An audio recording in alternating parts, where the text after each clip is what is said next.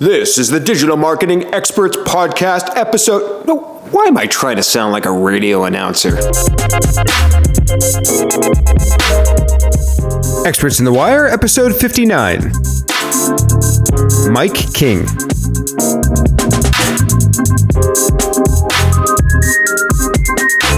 Hey everyone, welcome to episode 59 of Experts on the Wire. So I'm sitting there, doing my own thing, minding my own business, kicking butt for clients, growing their traffic, and I'm thinking, I've got this SEO thing. And then a guy drops a post on Moz called The Technical SEO Renaissance. I open it up. In it, he's mentioning words like critical rendering path, inverse document frequency, AngularJS, frameworks. And I'm like, I don't even know what half this stuff means. And I don't know about you, but sometimes when I read these super technical SEO articles, I feel a little behind, intimidated, maybe even overwhelmed. And it seems like per usual, SEO just does not stop. It keeps growing, a word that I love, evolving. SEO keeps evolving.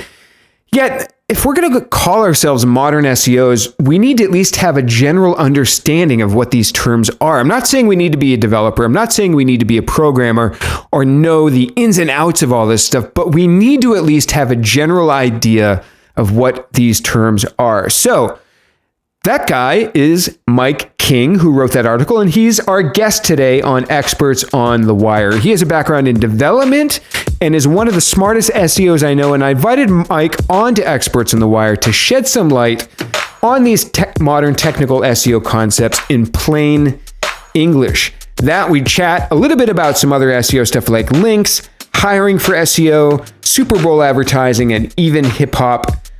It's action-packed, so I hope you enjoy episode 59 of Experts in the Wire with Mike King. Mike, how are you doing today? I'm fantastic, Dan. Thanks for having me. Absolutely. I want to start by asking you, in your Twitter profile, you are a self-proclaimed recovering big agency guy. Why is that? Because it's such a different way to live life and, work, because it's just a very different culture to doing marketing than, what we do in these smaller boutique agencies. Like there's just a lot more stuff that you have to deal with, where there's a lot more politics. There's a lot more, just frankly bullshit that I have to deal with. So when you say stuff, do you mean like red tape, getting approval, budgets? Do things take longer?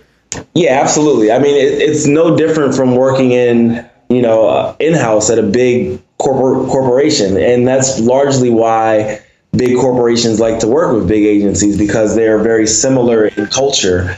But if you are a brand that wants to do like disruptive stuff, you're probably not going to get it out of a big agency, aside from like flashy creative, which is awesome. Like I love flashy creative, but when it comes to anything that's like performance driven, you're probably not going to get good work like that out of a big agency. So iPullRank is not a large scale agency, right? Are you about 10 or 15 people?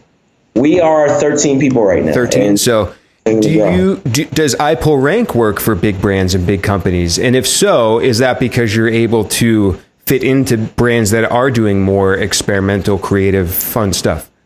Yeah, so we do work with a lot of big brands, and they come to us because they're tired of working with the big agencies. So a big finance company works with one of the big agencies, and they come to us because they want to do something that's quote unquote a little more out of the box and can be done more in a more agile fashion and quicker and things like that. So there's a lot of value and a lot of opportunity for agencies of my size to kind of take business from the big agencies, because what we can do is just going to be more tailored to what they want, and it's going to happen a lot faster. Makes sense. So I want to tell the listeners right here, and I want to tease them a little and say we're going to get into some really technical SEO stuff, some link building talk, but I want to lead up to it with a little bit more context about yourself and iPullRank. Sure. And don't worry, we'll get to that fun stuff. So on iPullRank.com, you list services that you don't do. And explain that. Why do you do that? Because there's a lot of assumptions around, the different things. Like, for instance, link building. We specifically say we don't do large scale link building because the only way to do that is essentially getting you into a position when you're going to be spamming, right? Like, if someone comes to me and they say, hey, we need 1,500 links, I say, hey, there's probably someone else who will do that, but we're not going to do that because we really want to focus on driving quality. Another thing we say on there, I don't remember everything. I did write it, but I don't remember everything at this point. I say that we don't do mobile ads. So the thing is, like, you look at our services and people will be like, oh, these guys think they do everything. No, we actually just focus on the things that we're good at. There just happens to be a lot of them. But we don't know anything about making mobile ads. I believe one thing you say on there is you're not a production house or something to that effect. What do you mean by that? Like, are you actually creating content, or are you just saying you're starting earlier in the strategies process side of things? Absolutely. So we definitely create content. And yes, that is what I'm saying. Like, we only are going to create content if we're working on a strategy to create content. We're not the people you come to when you're like, hey, we have this idea for an infographic. We've already laid it all out. You guys just do it. Like, there are firms that do stuff like that, but we don't work that way. We want to work on things that we know can be effective. And if you come to us with something that's prepackaged, it's not necessarily true that it's going to be effective. Do you feel like that model of being a production house, that there's something maybe that doesn't work about that model? Like, you should be also coming up with a strategy, or is it just something with the way you're set up that you don't do? I mean, from my perspective, it's like, if you're the production house and, the client has the idea and then we make it and then they put it out and they're like, well, it didn't perform, then we become blamed for that, but it wasn't our strategy. So I would prefer to be working on the whole strategy with folks. So if there is any blame, then, I know it was our fault. Whereas in the case of us actually building a strategy, we can help circumvent some of the things that we know won't work. Whereas if we're just a production house, we're just doing what you tell us. That makes a lot of sense. So at iPullRank, I noticed that you are, I believe, hiring a little bit right now. So I wanted to ask, what do you look for in candidates, and speak to the person coming up in the industry now? What advice would you give them if they're out there looking for a job in this space?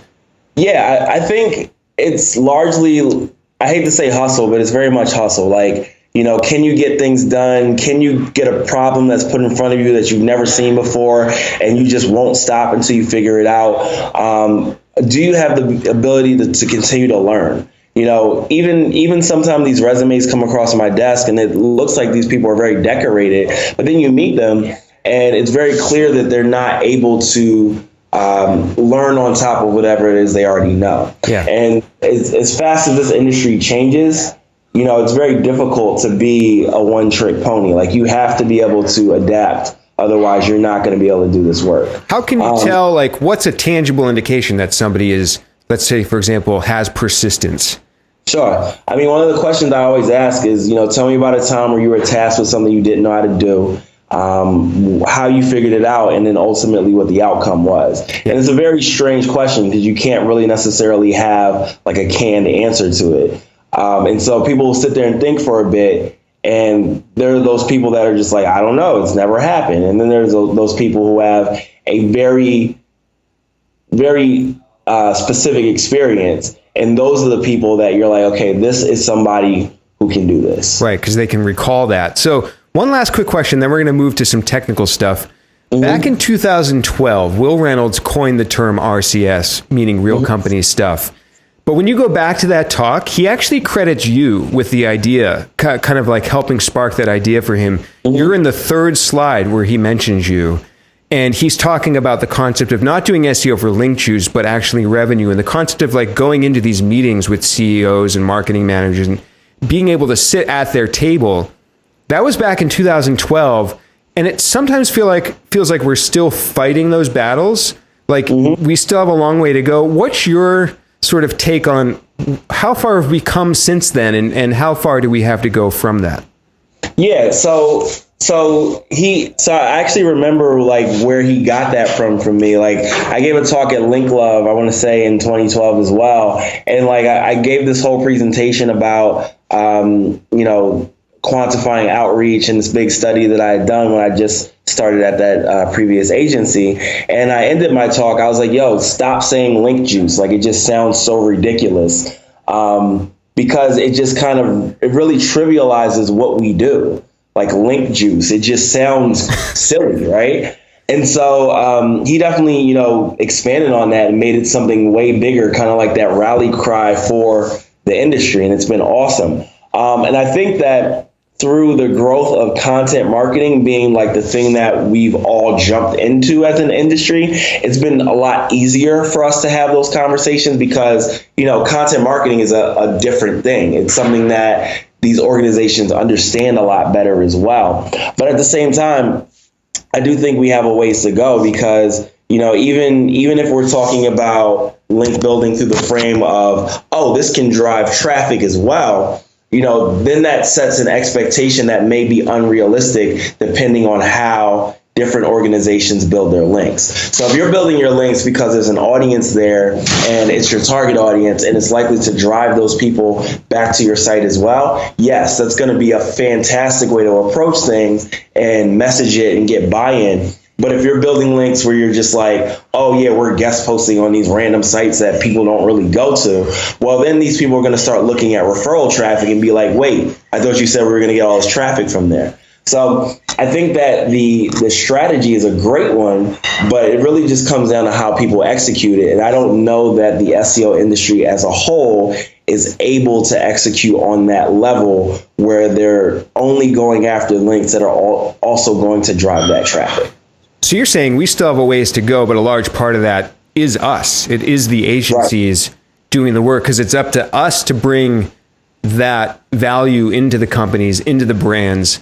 I imagine at iPourRank, you're a company that is trying to bring that value. So are you seeing a little bit of progress in that realm with at least the brands or the companies you talk to, whether it's an existing client or maybe a lead that comes in the door?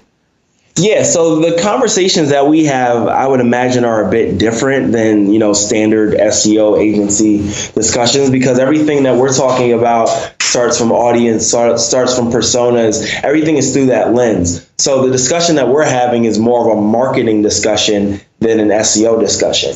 And a lot of people come to me or come to us because they've heard me speak about a specific SEO topic, or they're like, oh, we need links, or oh, we need an SEO site audit. And the first thing that I say when we have these calls is like, what is the problem you're trying to solve here?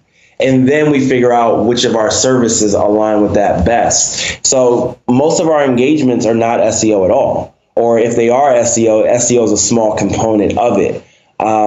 So the conversation is just different. Like even if we're talking about link acquisition, we're talking about it through the lens of how do we do a bigger picture content promotion effort. So it doesn't always happen, but whenever we pitch that type of stuff, it's like, okay, yeah, we'll do your targeted outreach, but the way to really scale this is going to be by aligning it with like paid media, aligning it with influencer outreach, and having it be a bigger picture campaign. Yeah. Also aligning it with whatever you're doing on the PR side. So the conversation is way different, and there's more opportunity for us to be driving a lot of traffic while also doing the link building as well. Awesome. Yeah, I think it's definitely an area that I hope that the SEO industry as a whole continues to make more progress on. And I'm glad there's companies like you and Will's company and Distilled and these companies that are making that kind of progress. I know it's something we're trying to do as well. So let's shift a little to technical SEO. You wrote a post on Moz last October called the Technical SEO Renaissance. I'm just going to very transparently say and I'm fairly technical. I'm not a developer, but even I'm reading through this post and I feel overwhelmed. I know that it's important, right? But what I really want to do is tackle some of the things you talk about here and almost break them down in a very digestible way. So a lot of the listeners who aren't developers, they're not technical, they won't get hung up like I'm getting hung up right now on document object model. That hits my brain and I want to close the tab. So let's, at the end of the post, you touch upon some things that we need to be familiar with.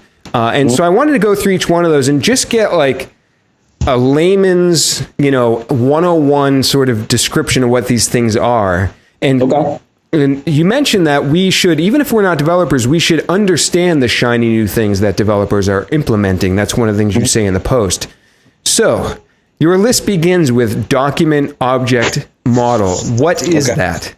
Sure. So the document object model is basically the way that a page is represented in a browser, right? So when you take the HTML, you have the CSS, you have the JavaScript, all of that is combined into this, what we call the DOM, the document object model. So HTML is like, the skeleton of the page, right? The styling comes from the CSS, and then other elements on the page can be manipulated by JavaScript. The outcome of all three of those operations is essentially this representation of all that called the document object model.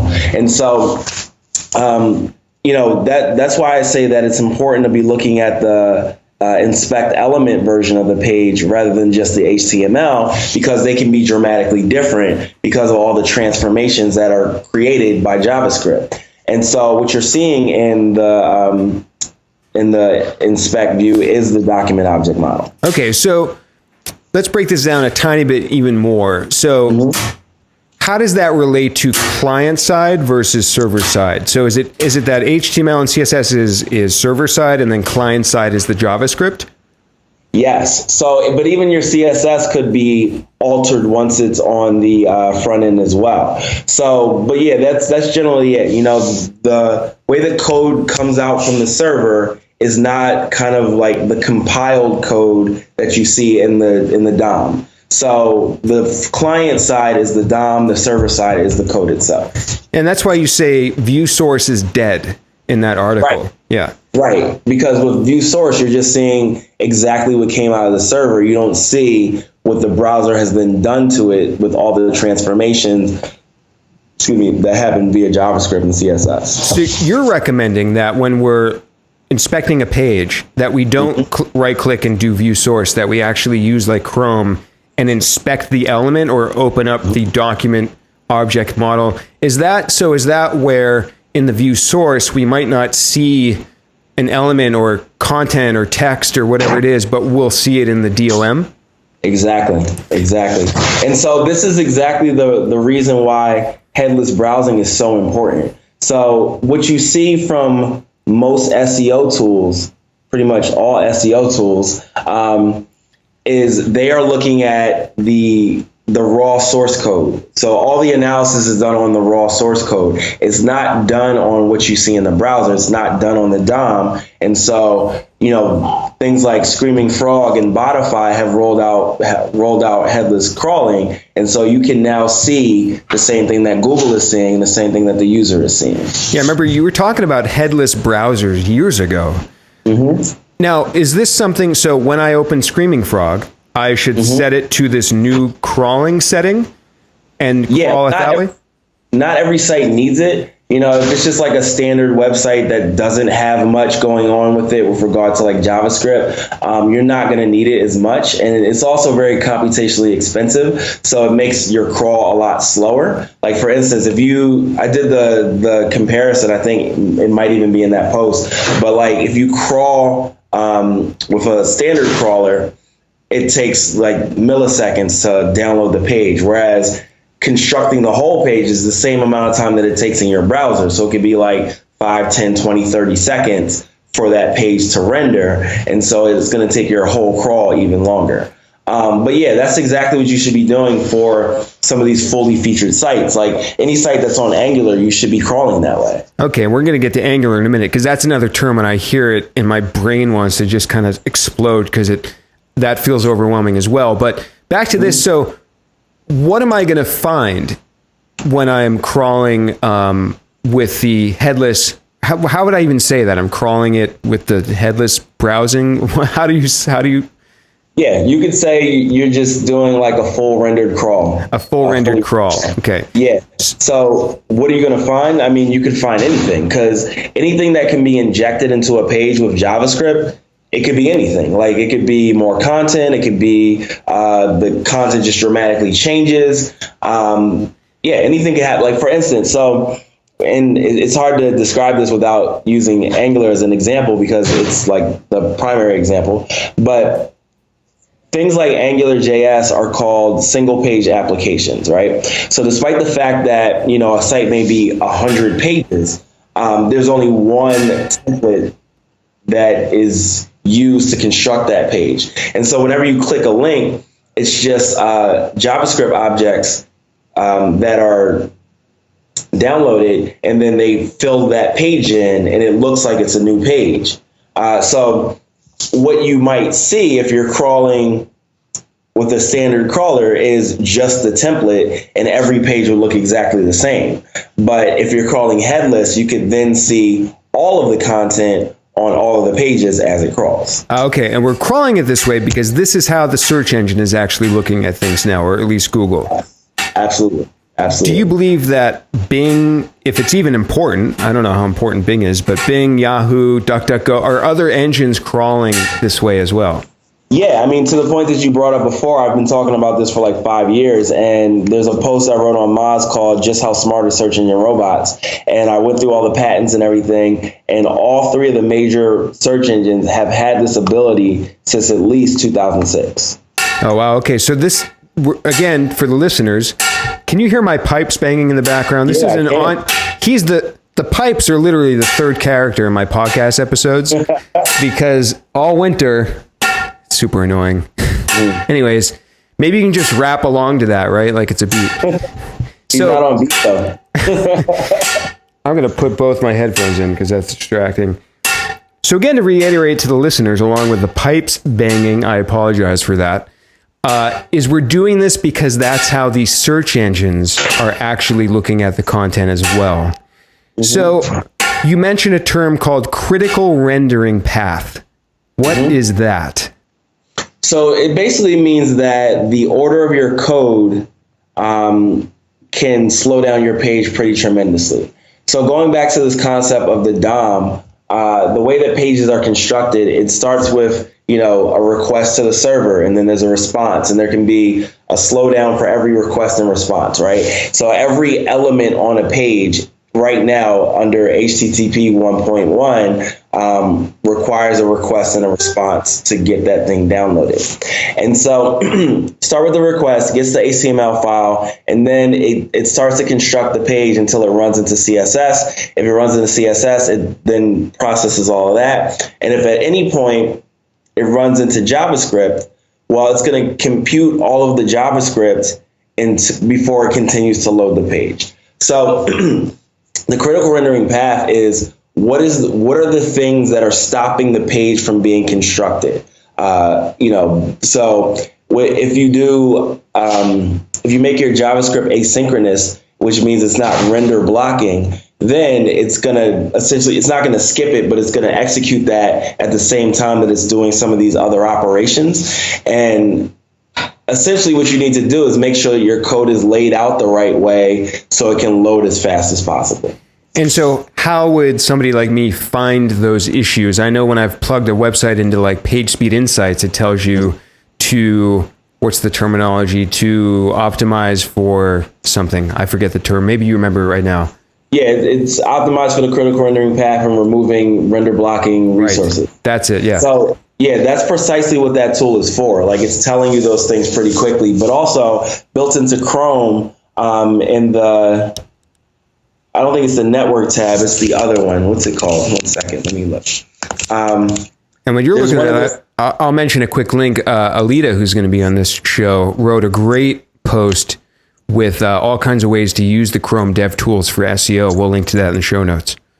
Yeah, absolutely. So to that point, there's something called the timeline, and basically it'll show you all the operations that are stopping your page from, loading faster. It's going to show you also in the network side, like which of these assets or resources is slowing down the whole process. So looking at both of those tabs as your pages load is going to give you an indication of what you need to fix. Got it. So I want to go a little bit further down this path, and that is a warning to the listeners. We're going to go even deeper into this technical stuff, so bear with me, but we're going to come back out of it soon and get to some more link building talk. So I want to jump to one of your bullets that was you recommend to understand SEO for JS frameworks.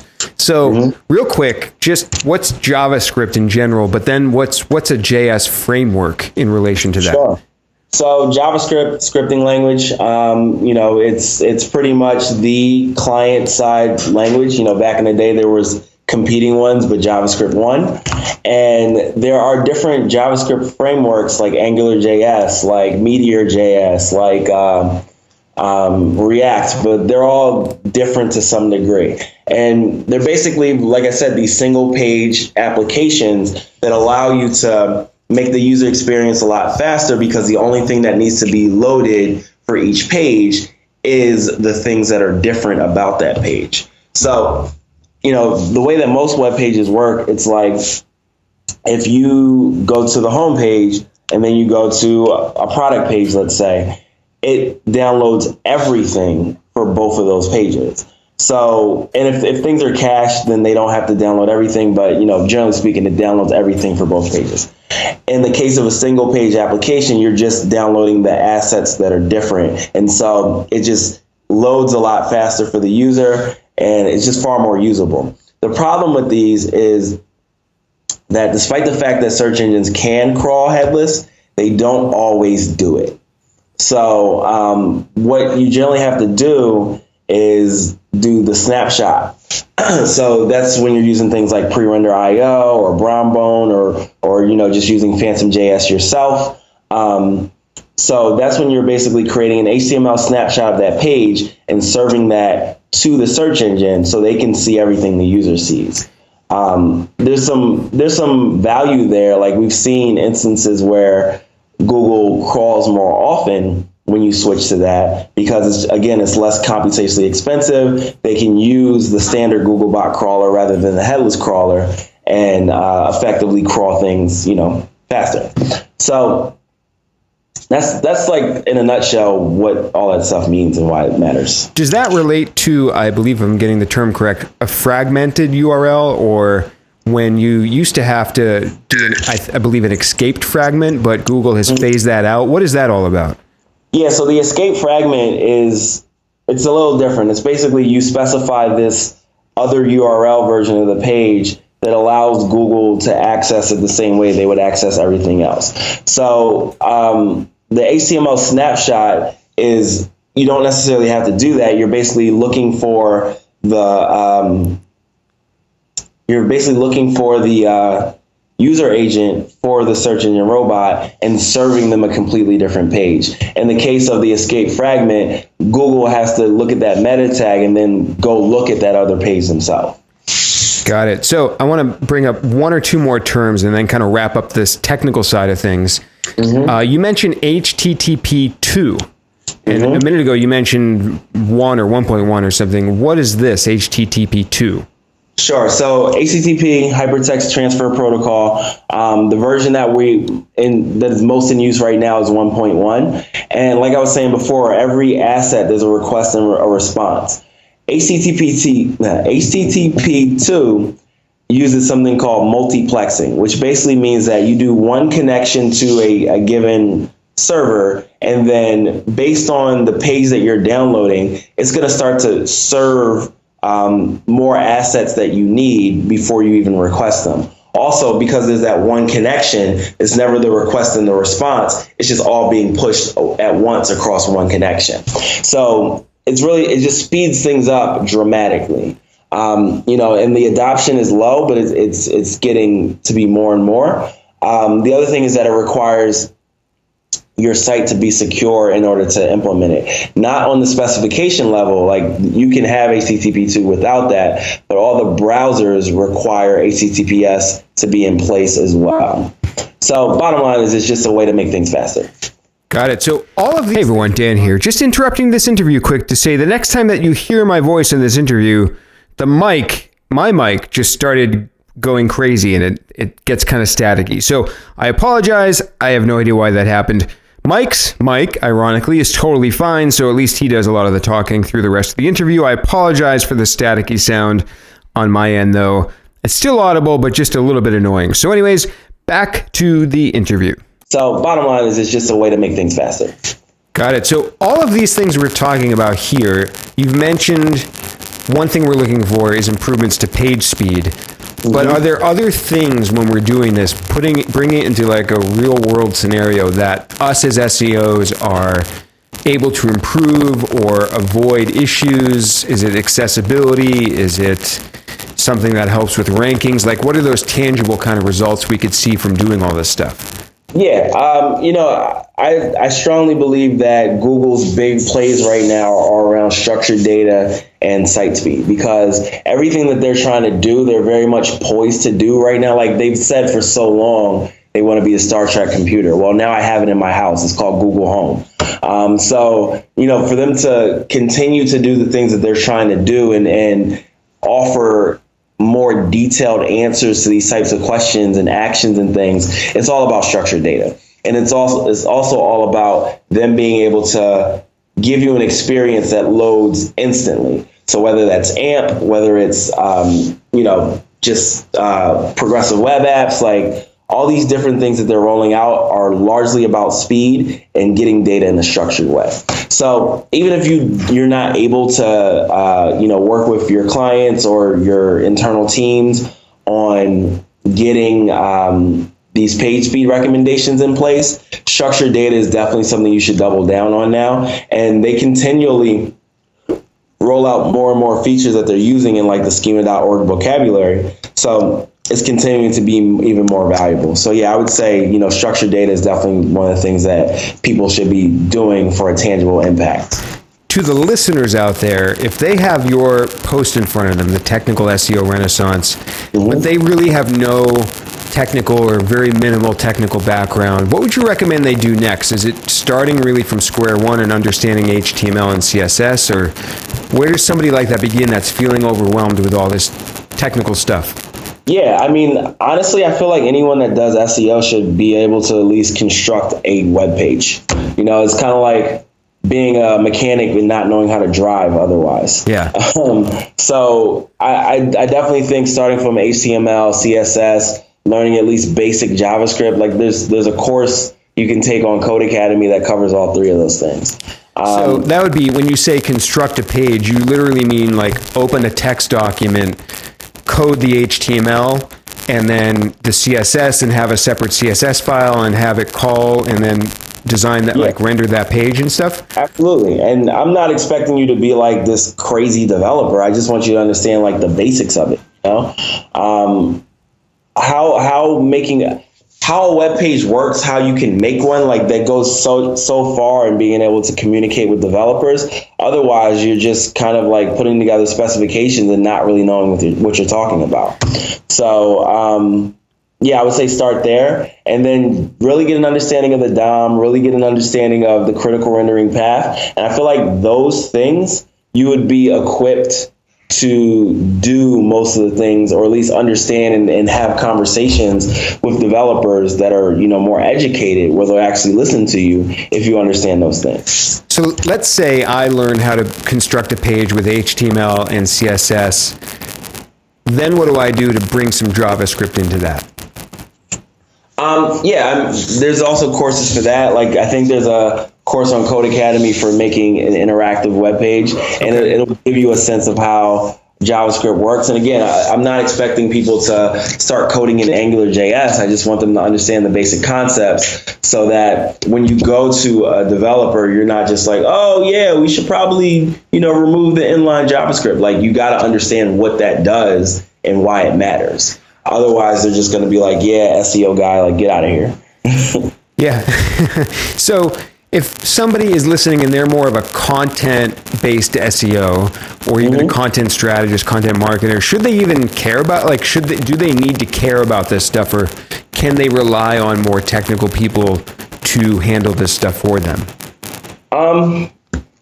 I do think that we've diverged in such a way where that SEO engineer role is one that needs to exist. And so that person can work with these content folks to make sure, things are optimized.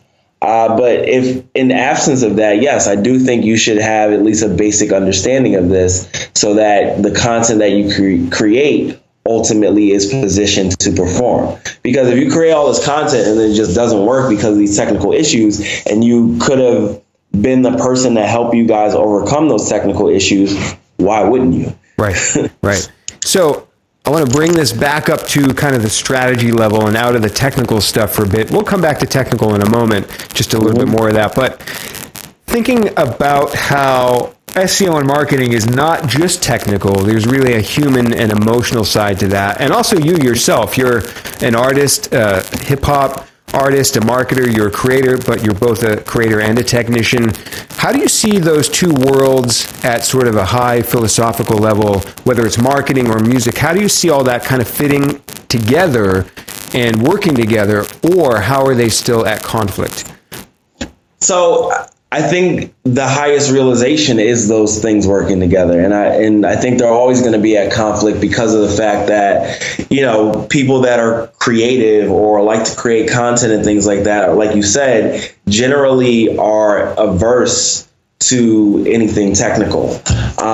But if you can bake a creative idea with technical components to it, then it's going to work way better than just a creative idea, and vice versa. Like, you can be as technical as possible, but if you don't have something that people actually want to see, then it doesn't matter. So I think that, you know, ultimately the confluence of those things is what you're after, and the better you can execute on that, the better your work is ultimately going to be. How do you think about deciding when to apply which in a given scenario? Because it's interesting, it gets a little meta, because you could intellectually think through the choice of, do I go technical or do I go artistic and creative? Or you can almost feel that choice by gut instinct, which is kind of an interesting meta concept. But like, how do you think about making that decision? Do you just feel it out, or do you kind of intellectually work through, well, I'm going to apply more of a technical position to this, or a more, you know, creative position to that?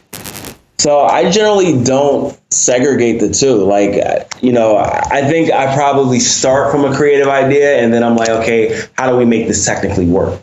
So it's kind of as though I'm thinking through both things at the same time.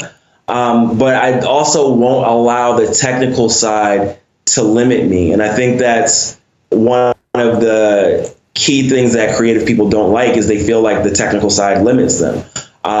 You know, I'm like, okay, well, I know these are the technical limitations, but forget that. What is the dopest thing we can do? I'll figure out the technical side afterwards, if that's the case. Right. So, yeah, I like to think that I keep them kind of working together, but don't let the technical overpower the creative. So you kind of lead with the creative and then use the technical to help execute that. Exactly. And not get in the way of it.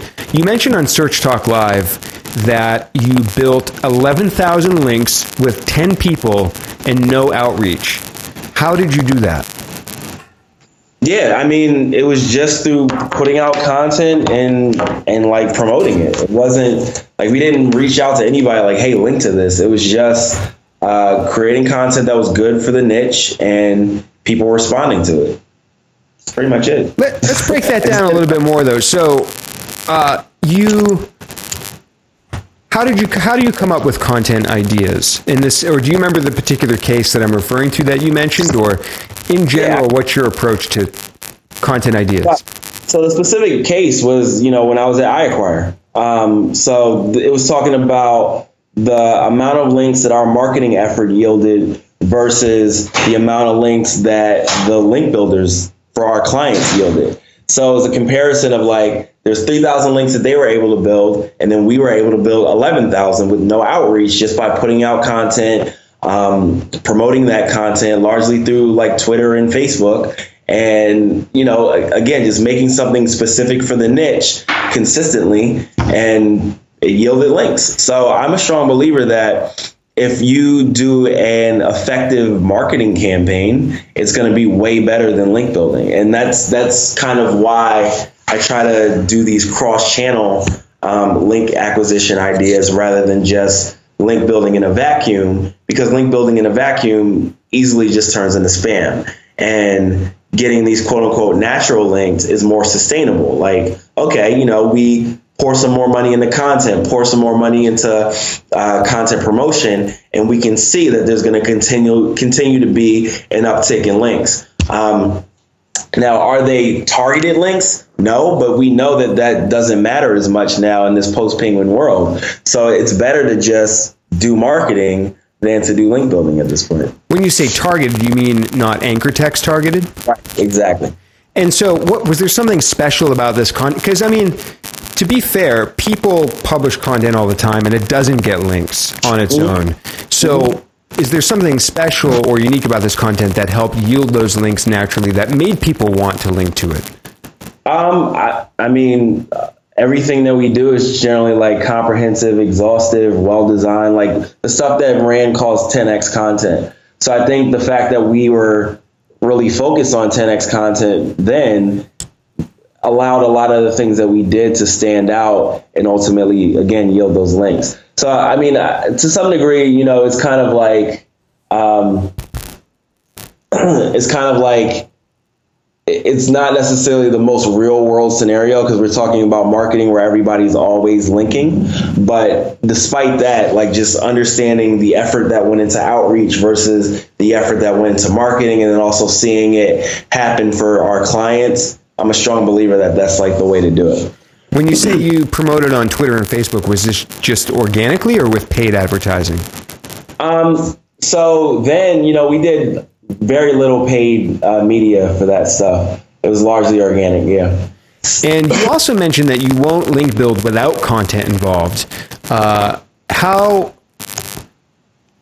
How strongly do you stick to that? Because there are other ways to build links, right? There's other types of assets.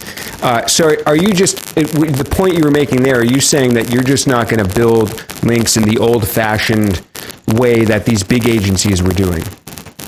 Yeah, and I don't think it was just the big agencies. Like there were plenty of small agencies that were, you know, just doing guest posting, doing directory links, you know, things like that. I mean, a lot of the tactics that we used to share at these events were like, how do you do follow link drops? Like, you know, that the whole thing that Will talked about in the RCS talk, like that's what we used to do, right? But at this point, for me, I know that to get the quality links that people want, there needs to be a content component to it. Otherwise, again, we're just largely going after link drops and things that Google can consider spam right away. So it's just our way of kind of just avoiding the whole situation where we could easily fall into doing spam by making content be a key thing that has to be there. Yeah, that makes a lot of sense. So I wanted to change gears like on a hard right turn here for a second. So you tweeted about the Super Bowl ads, one of them in particular, and I forget which company it was, but you said, sigh, everyone wants their Oreo moment. So what were you seeing? I didn't watch the Super Bowl. I didn't watch even any of the ads. What's your take on the Super Bowl ads this year, and what were you trying to communicate there by saying everyone wants their Oreo moment? Yeah, so, you know, there's a bunch of brands trying to tweet things as like real-time responses to things that were like happening at the game. I don't remember specifically what it was, but Oreo and Audi, like they really capitalized on that a few years ago, right? Where like the lights went off at the Super Bowl and like they tweeted about it and then it was like the viral tweet. But it's just so contrived and corny at this point. Like I think the tweet I posted after that was like, you know, I know you're in a war room with a bunch of people trying to tweet things, but chill out, like, you know, let it come to you. Don't like force something, right? And so I'll say that I haven't seen a Super Bowl ad as compelling to me, like where I felt it in my stomach since, you know, after the bailout that Obama did for all the auto companies and Chrysler did the one with Eminem. I was like, whoa, like I felt that, you know what I mean? Yeah. There were some things that were compelling this time, like the Airbnb ad, also the Budweiser ad where they're just kind of doubling down on immigration and diversity and things like that. I thought those were great, but nothing in this ad creative this year was like blew me away. And I feel like over the last like 4 or 5 years, like the ads just haven't been as good.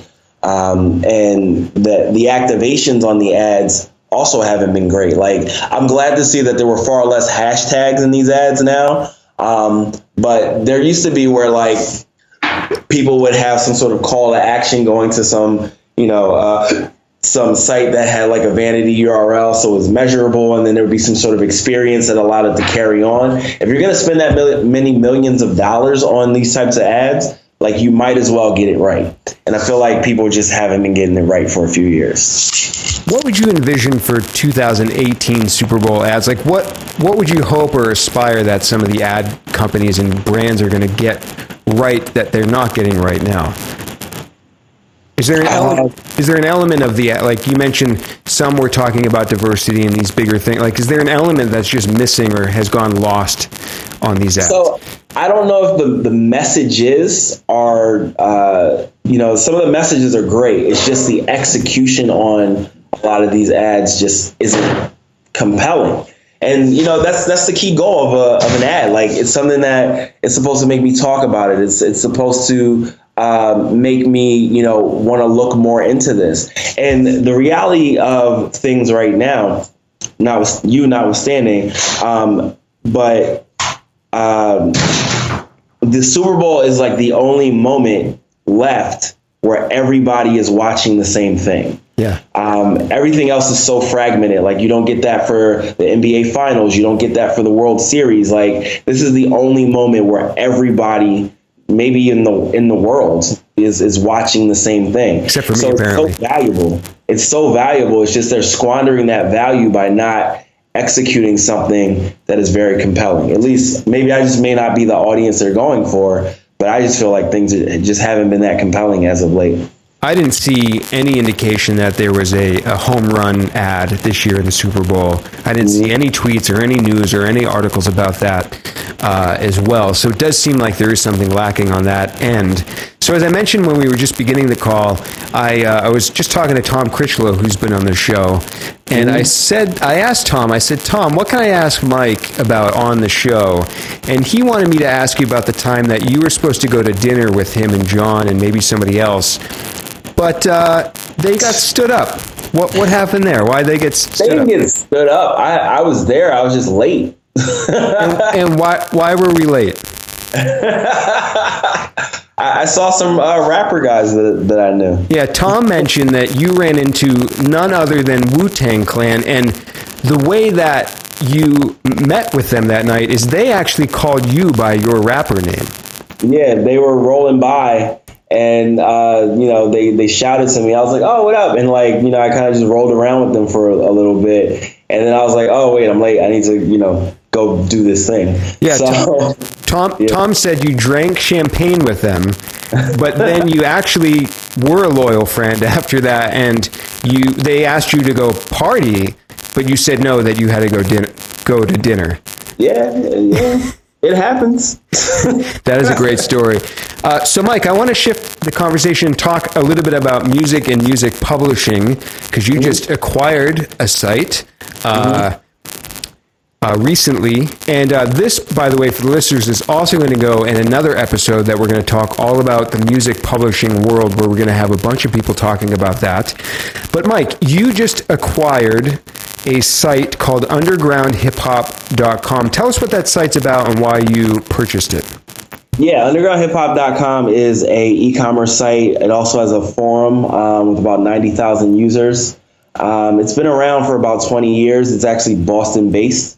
And I bought it because one of my goals, or two of my goals for the end of 2016, going into 2017, was to buy an e-commerce site and or start a media site, so a publisher site. And so towards the end of the year, Adam, the founder of UGHH, posted that he was closing, and I found out about it, and I reached out to him. I'm like, "Hey, is this for sale? Because this is like perfect for what I do." And they actually had seen a big drop in revenue and traffic and such because they got hit by Panda in the end of 2012, but they didn't have the money or the connections to get like an SEO firm to help them out. And so, it was a great opportunity where we can turn this around, add the media or publishing component to it, and do a lot of other cool things to, really execute. And one of the challenges that I have being an agency is that, we work on all these clients, and there are things that, the clients won't let us execute because they're just not into it or whatever. This is an opportunity where we can be completely uninhibited and just let our ideas rip. So I'm really excited about that. And, it also gives me an opportunity to get back into music in a more meaningful way. Because, I've been working on a record here and there for years at this point. But because, the opportunity cost of working on music is it's taking me away from, working on my business. So now that it's in line with working on one of my businesses, it's going to compel me to actually get things done with regard to that as well. So yeah, I'm really excited. It's definitely a change of pace. It's definitely a different world where the understanding of business is very different.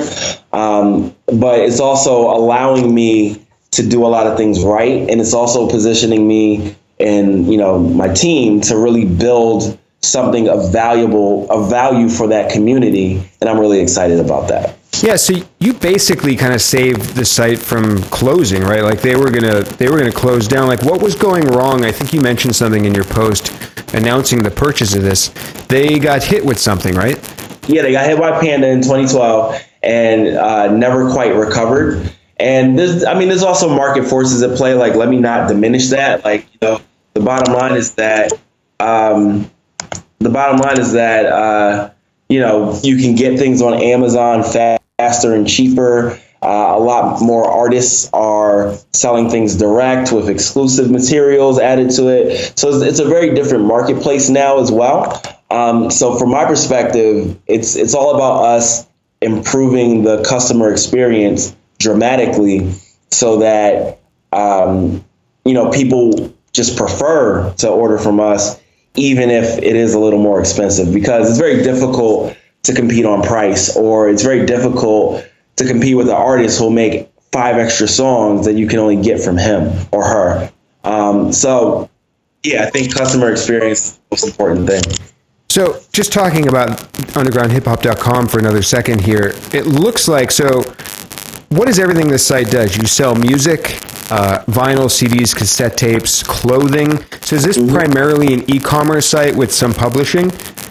So right now there isn't much publishing to it. There's a blog that largely is about adding or talking about the new product. And the forum would be the most other content right now. And it's, like I said, it's a forum that's 20 years old. There's a lot of people just talking about hip hop. So we're adding a whole magazine layer to it. And I keep stressing that it's a magazine and not a blog or not a news site.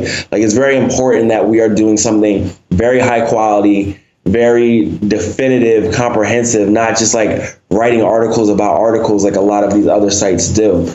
I want to do a lot of data journalism and stuff as well. So that's all going to roll out. In fact, we are getting our 20th anniversary concert set up. It's likely going to be in Worcester, at the Worcester Palladium. And wait a second, right in the city I'm in? Yeah. No kidding. When is that going to be again? It's likely going to be April 8th. Of this year? Yeah. We're trying to lock down all the artists right now. I'm learning that a lot of people are far more expensive than I thought. But let me ask you this: why Worcester? Well, we were going to do Boston, and we were going to do the House of Blues, but it's managed by Live Nation, and the terms on that just weren't really working for what we're trying to do here. Yeah. With the Worcester Palladium, we actually have a lot more latitude to do what I want to do. Yeah. And I want this to be a concert, not a rap show. How when you walk into MozCon, you're like, wow, I feel like I'm in Epcot Center. I want it to be that type of experience. Right. So that venue is really going to allow us to do that. Wow. Well, that's literally 5 minutes down the street from my office, so I've got to go to that. I definitely want to check that out. When you're thinking about selling CDs, so for example, I'm on Thundercat's album here. It's $16.74. I can order it for pre-order. How are you thinking about competing with Spotify, with iTunes, with the streaming? Where's your thinking at right now for selling actual CDs on here? Yeah, I don't think that we're competing with Spotify. The people that are gonna just do streaming are just gonna do streaming. You can't really reverse that buying behavior. The people that want to buy records are very much collectors at this point. Like they want this artifact that they can use, and they'll probably still just listen to it on Spotify, but they want a piece of this artist. And so they're going to do that. I think at some point we're going to want to get into digital, like digital distribution and things like that. But for right now, I'm hyper focused on just making this collector experience more of a thing and allow people to, you know, be that collector and enjoy it. So does the collector mentality in the music world right now, does that spill into CDs, or is that just vinyl? Because I'm looking at CDs for sale as well. Yeah, it's both, actually. There are people that collect CDs. Like there's people that will, you know, there's people that still have that big rack of CDs in their house, and they like to like show it off and walk up to it and be like, yeah, I got this CD at this place. So yeah, there are still people that buy CDs and love them. From my perspective, like personally, I can't remember the last time I bought a CD, but I respect that there are people that still want them. And so to that point, let's give them what they want. And so you mentioned bringing a data-oriented strategy or look into this, and you have some really great charts in your post, which I'm going to put in the show notes as well. You have a chart that's like top 50 selling artists of all time, votes by, like what are some initial ways that you're going to bring some data into this and bring your expertise and your experience into a site like this? Yeah, we're going to do a lot of predictive modeling. So the way that the site or the store works now, you know, everything is on demand. So there's some inventory, but a lot of it is like you order something from us, we order it from the distributor, and then we package it up and we ship it out. So I want to do some predictive modeling, which is going to predict which items are likely to sell a lot. And then to that point, what we can do is we can order those in advance so we don't have that lag time for the distribution. We're going to do some more predictive modeling. You know how people do like subscription boxes and things like that? Yeah. We're going to do that with predictive modeling as well. So you can subscribe, and based on the things that you've bought before or your interest in Facebook or whatever, we will predict the items that you would have bought that month and just send them to you. Is that really much different than the Discover Weekly from Spotify? So I open up Spotify, I see this playlist they've made just for me based upon my past listening patterns. Is that what you're talking about here? Like a personal predictive modeling? Yeah, it's no different at all. Like it's really around which products are you likely to want, rather than like which tracks would you listen to. But yeah, it's the same type of thing. So we're going to be doing things like that, and just really expanding the site, you know, so that there's more components that are valuable to the actual user base, and also more opportunities for the site to make money. Like I want it to be more of a platform than just a store. Yeah, I was going to ask, like, what's your relationship with the artists, or what was it in the past, and is that something you're strengthening or looking to strengthen? Yeah, absolutely. I definitely want to strengthen those relationships. Like I know a lot of these folks in this world, and we're still cool. So, you know, again, this is an opportunity for me to take what I've learned on this side and give back to that community. One of the things that I want to do is custom media deals with artists. So, for instance, I don't want to give this one away, but no problem. We'll do some custom things, exclusive things with artists, and then, you know, give them a cut of everything that we sell on the site. So I feel like there's a lot of opportunity for this to be another revenue stream for artists. And, you know, from my experience being like a broke rapper, I would have loved some of the stuff that I'm rolling out here. Do you feel like, from the artist perspective, there's a lack of a support foundation for them, like a young MC coming up or a young producer? Is this in part going to provide a little bit of a community or support for them? Yeah, absolutely. That's entirely my hope. You know, I want to give them a place that they can go every day and they can kind of check in on how things are going. Like, you know, back in the day, we used to go to the site and it was kind of like the stock ticker, like, okay, what's popping? What is everybody talking about? What's the new records? Like all that type of stuff. And because the internet has gotten so fragmented, where, you know, there's Bandcamp, there's Facebook, there's Twitter, there's all these places where you can directly engage with these artists. There's no one place that these artists can go and have the only thing being talked about is the music that they're the scene that they're part of. So it's really about how do we, bring all that back together again, and then have this avenue, this channel that all these artists can use to make more money themselves. I love it. Do you have about 5 more minutes? We've got a couple last quick questions. So what has been the reaction from the independent hip hop world so far? Like, are people excited? Are they happy to see this site is going to live on, or are some people some people are skeptical of marketers, right? Coming in and like ruining something. Have you gotten any of that at all, or? Yeah, so I would say it's, 90 or more percent positive, at least what I've been able to see. There's definitely been some skeptics who read the post that I wrote and took it as like the end all be all of how we're doing this. They're like, oh, well, you think this is just an SEO problem? I'm like, no, I don't just think it's an SEO problem. I'm just telling you what one of the main problems was that led to this site no longer performing. So, I think ultimately it's just going to come down to this execution. And once people see what we actually do, I think any skepticism will go away. But again, it's been so small. But, whenever you get some negative feedback, that's what you kind of focus in on. So, yeah. There's always going to... It's great. When you're doing important work or something that is important, you're always going to get some of that. What about from the marketing and the SEO world and your friends in that space? What have the reactions been there? Oh, everybody has been completely supportive. They have, they're all excited for me. They recognize what they know about me and my skill set, that it's a great fit. So yeah, everybody has been completely supportive, and I suspect, if I need any help, there's a lot of people who would want to like step in and speak up. So yeah, everything on this side has been great. It seems like this is something that people in our position that do SEO or are experienced with building up websites like should do this more. Like, why don't more SEOs do this kind of thing where you purchase a site and you have your own thing to grow? Because we're always growing other people's businesses. Why don't we grow our own? Why don't you think that happens more? No, I agree. I mean, it's definitely something that's been like in the back of my head for years. Like, why am I not doing this for myself, right? I don't know why it is. Like, maybe a lot of these people just like having the job they have and going home. For me, like, it never turns off. So even if I hadn't done it with this site, it would have been some site soon, because why not? There's no reason I shouldn't be benefiting from what I do for a lot of other people. What are your current thoughts on the state of hip-hop as an art form right now? Do you like where it's at? Do you think that we've hit, a place in time that it's not as good as it's been in the past? What are your just general thoughts on that?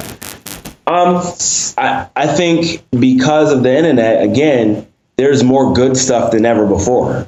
But at the same time, there's more bad stuff than ever before. Yeah.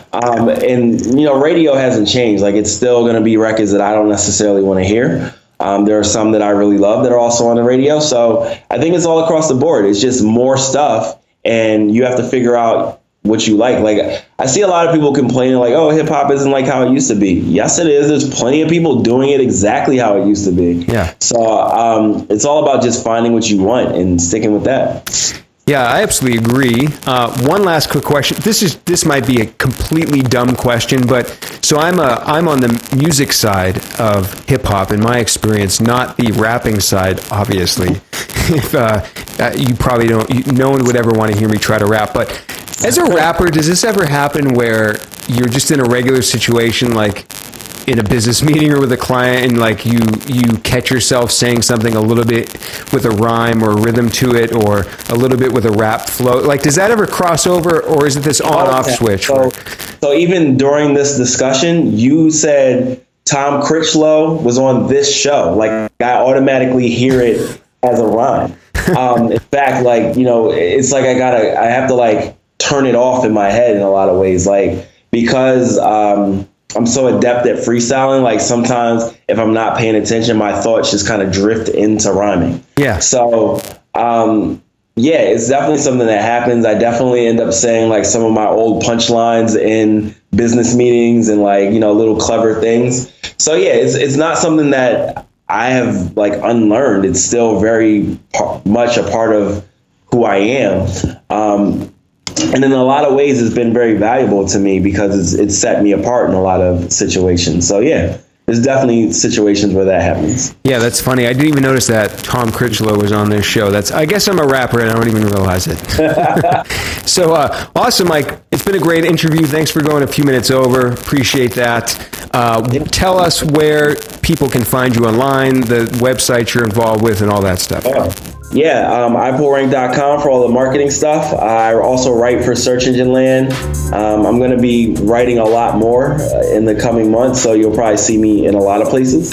And then, I'm at iPullRank on Twitter, and then also my other site, undergroundhiphop.com. Awesome. All right, check out Mike and say hello online, everyone, and we'll see everyone next time on Experts on the Wire.